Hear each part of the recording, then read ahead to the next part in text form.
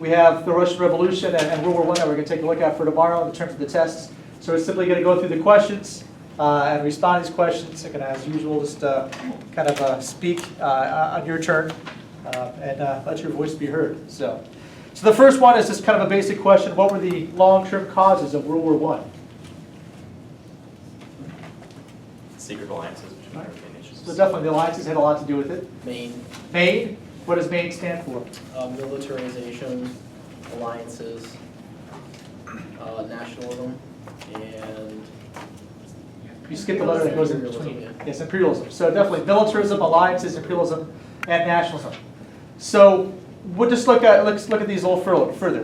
What exactly is militarism and how does it attribute to the war? Or contribute to the war?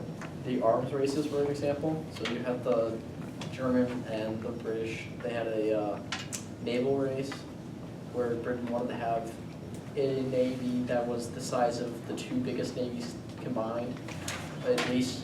And then there was the Franco and the German arms race where they army, military. No, certainly. So what about some of these other reasons?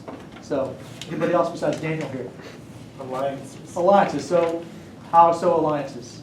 Well, there were many different alliances that were created to actually prevent war, but they ended up sparking it, or dragging it into war. Yes. Do you guys recall some of these alliances in particular? Russia and Germany? Which alliance are we referring to there? Do you remember what that was called? The Emperor. There wasn't the Three Emperors League, or Emperors League itself. There was another alliance they formed afterwards. So dual. That wasn't Russia, though. This was that neutral agreements. Starts with Russia R. and Germany. Between Germany and Russia. The reinsurance treaty, so they were neutral. Any other alliances you guys recall? The Emperors League, yes. What's that? Double entente and Yes, triple entente. and the triple entente. Dual alliance. Yes. Yes, the dual alliance and later the triple alliance. Three Emperors League. Yes. So the triple alliance, the triple entente were by far the more significant alliances that will kind of contribute to the war. What else can we say about the other causes? So we said militarism, we said alliances. Imperialism was another one we mentioned. So how does imperialism contribute to the war? The want for more land and resources. Definitely, yes. Do you guys recall any particular events that were triggered by imperialism that shows the conflict? There was an Algeciras conference that was connected to the Moroccan crisis, yes. The tension on Sudan between France and Though that was definitely a rivalry of imperialism. It doesn't necessarily contribute to the war, but you're right. That definitely was something we talked about, the tension that existed. So what goes on in Morocco that leads to the Algeciras conference, and why does this matter? Germany wanted Moroccan independence from France. From France, yes. And what's the tension that's going to be created out of this? It kind of like sets the triple entente and triple alliance against each other. Yes, because Germany is perceived to be bad guy. Yeah. the bad guy. So you already had a Russian and French alliance, and who's going to join this alliance? The British. So the British will officially join it. Because remember, prior to this alliance, what was the British pretty much policy when it came to European issues? Isolation. So they were that splendid isolation. So the last one was about nationalism. So how does nationalism play into this conflict? It created a powder keg in the Balkans. True. So what does that really mean? Serbians wanted more Serbian land. Yes, so the nationalist groups wanted stronger states amongst themselves or more land. The Ottomans were declining, left a power vacuum. So the nationalist tensions just simply lead to a tumultuous era, right? An area itself that will lead to a spark. So let's take this in a different way. If we just have militarism, alliances, imperialism, and nationalism as our main causes, how would you rate them? Which one probably was most significant in the causes of this war? Alliances. Alliances? Why? If they hadn't all, for like the string of causes that actually started the war, where Germany backed Austria, if they hadn't had the alliances, that wouldn't happen. So I would say it's most significant because. So the German support for Austria, Yeah. you're saying? Okay. Why else, whoever else said alliances?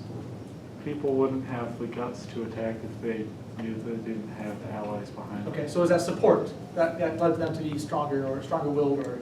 Okay. Is that the only one? I think National National was was over. You think National was stronger? Yeah. Why so? Or how Because so? that was the actual spark, like the crisis in the Balkans and the assassination of Franz Ferdinand was the actual event that started the conflict. Yeah, Franz Ferdinand, after all, what kind of group did he belong to? I'm not sorry, Franz Ferdinand, but Gavrilo Princip. Black. Yeah, the Black Hand, which was a Serbian national Serbian nationalist group, right? So definitely that spark of the powder keg was certainly set by nationalism. I think militarism just allowed the conflict to drag on forever. No, certainly, and that's going to have a big impact in terms of the size of the militaries and the way the war is going to be fought. So there are a multitude of reasons here that we can look at. If you look at it in totality, do you think this war was inevitable? Was it going to happen regardless, or was it avoidable? It could have been a different war. A different war? A war was going to happen. Okay. If it weren't for the alliance, it would have been one-on-one. Right, so say that again, If Anthony? it weren't for the alliance, it would have been like one-on-one, like the Franco-Prussian War. Okay, so it would have been a small theater war as opposed to a much larger conflict, right? What did you say, Seth? Just that there was too much tension for nothing to happen. Okay. And they could have done. So you agree it was inevitable, it's just Just a matter of, Yes. alliances and who versus who and where okay. Just where? as well. Does anybody think that it was not inevitable? Could war have been avoided? I don't think it could have been avoided, but they could have isolated it into like the Balkans. Yeah. They could have just let the Balkans. Okay. You could fight have just amongst like built a wall themselves. around the Balkans instead of fight yourselves. build a wall. The Balkans already had a couple different conflicts already in the region, so certainly it could be an issue. All right, very good. So let's move on to this next question here. It's about the home front. So how did nations respond in general to the events of the war at the home front? What did they do in response to the conflict? In the beginning, it was really positive and they supported it fully. Yes, so people definitely were supportive of the conflict. How did they do to show their support? People joined. enlisted. Yeah, they enlisted. Is there anything else how we could categorize the events at the home front? Nations adopted like total war policies and changed their home economies. Yes. So what does that mean in terms of this total war to change their economies? What type of things do they have to do then? Ration food, So ration food, okay. control industry. Yes, control industry. So more state ownership of industry. Any other? Bonds. What's that? War bonds. Yes, bonds. Because who else is going to pay for the conflict itself? Were there any other actions taken at the home front to help encourage the war or to support the war? I'm sorry, Katie? Propaganda, definitely. So was this state-sponsored propaganda? Yes. Yes. So what was the purpose of the propaganda? Support the war, Demonize the enemy. to demonize the enemy, to make them look like the bad guy, to dehumanize them. Were there any other actions taken by these states? They decreased social liberties. Oh yes, so they took away freedoms, did they not? Press. Right. Yeah, so the press itself. So I think you guys got a handle on this. So do you feel that these ideals were justified, the actions taken by these nations like Germany and the British, the French, were they justified to take those actions at the home front for the purpose of supporting the war? I feel like. No, Max? I don't think so. Why not? I mean, it's kind of like you can't promise a right and then take it away and to support something that isn't supported by the entire populace. But if you don't want to have dissent, and you want to win the war, Then don't fight wars. okay, You don't want fight to wars, dissent. okay. Anthony, were you going to say something? I feel like if it weren't for the decreased liberty, it would have been fine. Like, the censorship, that would be fine, other than that, If they didn't take away the rights? yeah. So everything else was okay? The state taking control of the industry, rationing of food, Of course, the propaganda? war is not good, but Okay. if you have to. Well, going beyond the point that war is not good, I think that's kind of the material here. The war did happen. So are they justified, because the war was already going on, they wanted to win the war, are they justified taking these actions to get the economy, to transform it, to support the... I think in the beginning more than the end. Because during the beginning, it was more supportive, and I feel like people were more willing to relinquish their rations and their rights. But towards the end, when people wanted to get out, I feel like it was at a point where the censorship had to increase because people actually probably started speaking out against it, so.